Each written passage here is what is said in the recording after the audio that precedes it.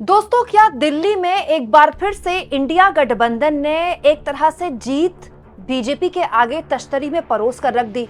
अब एक ऐसा आंकड़ा मैं आपके सामने रखने वाली हूं जो आपको तमाम YouTube चैनल्स में या फिर न्यूज चैनल्स में देखने को नहीं मिलेगा। दोस्तों, इलेक्शन कमीशन के आंकड़ों के जरिए मैं आपको कुछ बताने वाली हूं और साथ में ये भी बताने वाली हूं कि मीटिंग्स का दौर कैसे शुरू हो गया है। अरविंद केजरीवाल के घर पहुंचे हैं संजय सिंह और सोनिया गांधी के घर पहुंचे हैं राहुल गांधी।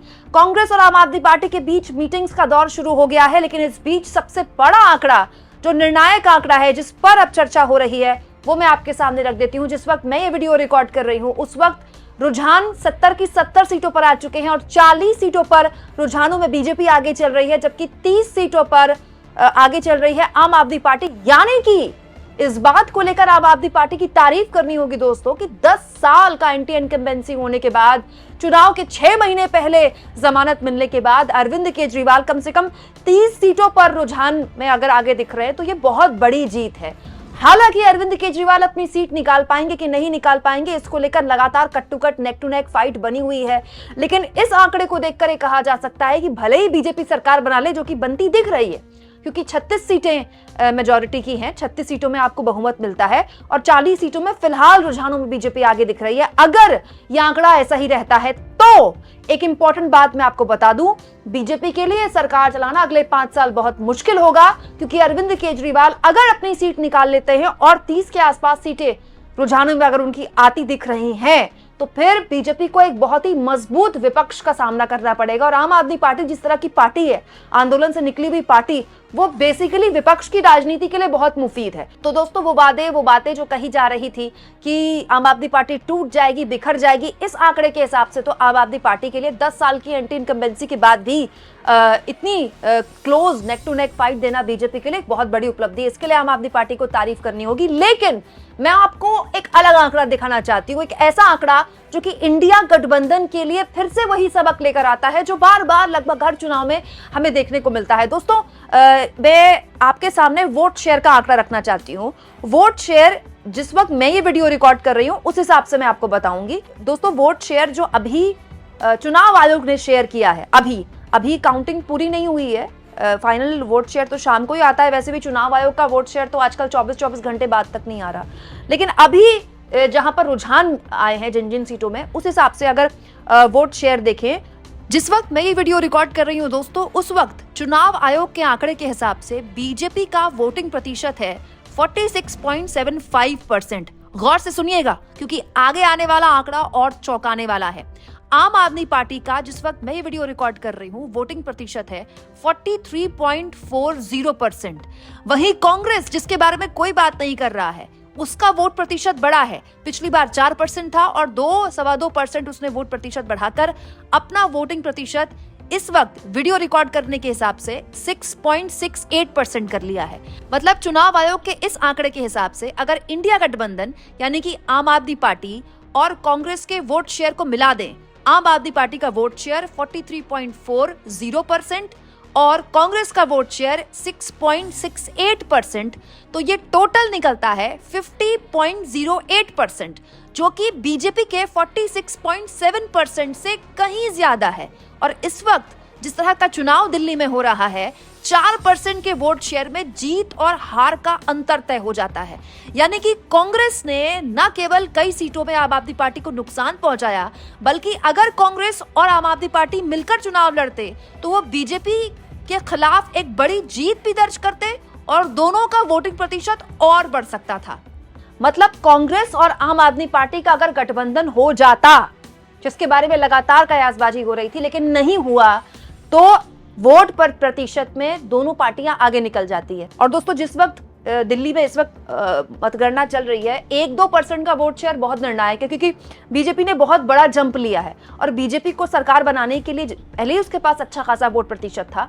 6-8% का भी अगर वो जंप लेती, जैसा कि दिख रहा है कि उसने लिया है, तो वो सरकार बनाने के करीब है। और उसने लिया भी उतना ही वोट शेयर है, 6-8% का वोट शेयर का जंप लिया और वो सरकार बनाने के करीब है। लेकिन आप देखिए कितनी बड़ी गलती इंडिया गठबंधन की तरफ से, ये गलती हरियाणा में भी दोहराई गई, महाराष्ट्र में तो नहीं दोहराई गई, लेकिन महाराष्ट्र में सीट बंटवारे में गलती हुई और ये गलती दिल्ली में भी दोहराई गई। अगर आम आदमी पार्टी और कांग्रेस पार्टी का गठबंधन हो जाता तो ऐसी स्थिति नहीं होती। वोट शेयर में इंडिया गठबंधन आगे होता और शायद सरकार आम आदमी पार्टी की बन रही होती। अब आप देख लीजिए दोस्तों, 10 से 11 सीटें मुस्लिम बाहुल्य सीटें हैं, जहां कई सीटों में आम आदमी पार्टी पीछे चल रही है, क्योंकि कई सीटों में, एक सीट में तो AIMIM के उम्मीदवार काफी नुकसान पहुंचा रहे हैं आम आदमी पार्टी को। इसके अलावा कई सीटों में निर्दलीय उतरे हैं और कुछ सीटों में कांग्रेस पार्टी भी यहां पर वोट काट रही है आम आदमी पार्टी का।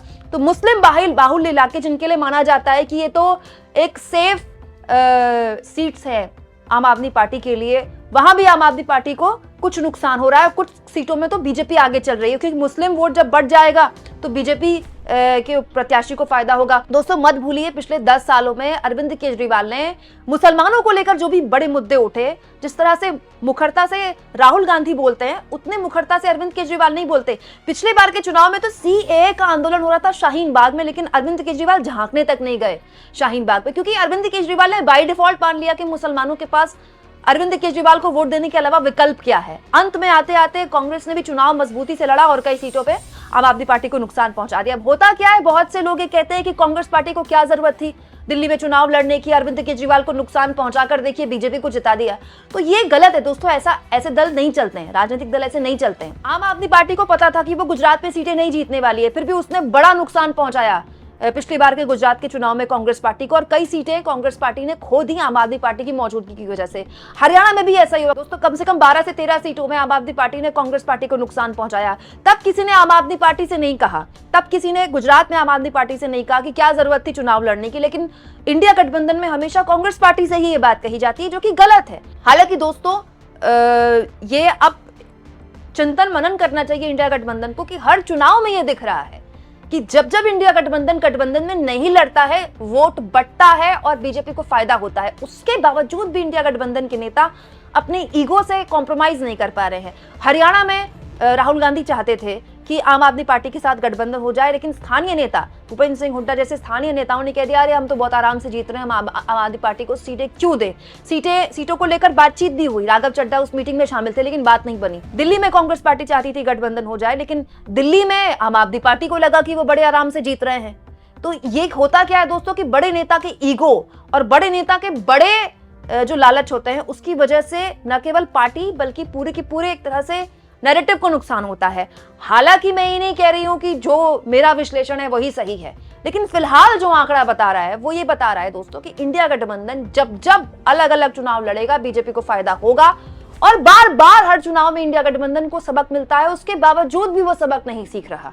जम्मू कश्मीर उसका एक ताजा उदाहरण है। कांग्रेस और NC ने साथ में चुनाव लड़ा, NC ने ही सीटें जीती कश्मीर में, लेकिन उसके बावजूद भी उनका वोट नहीं बटा।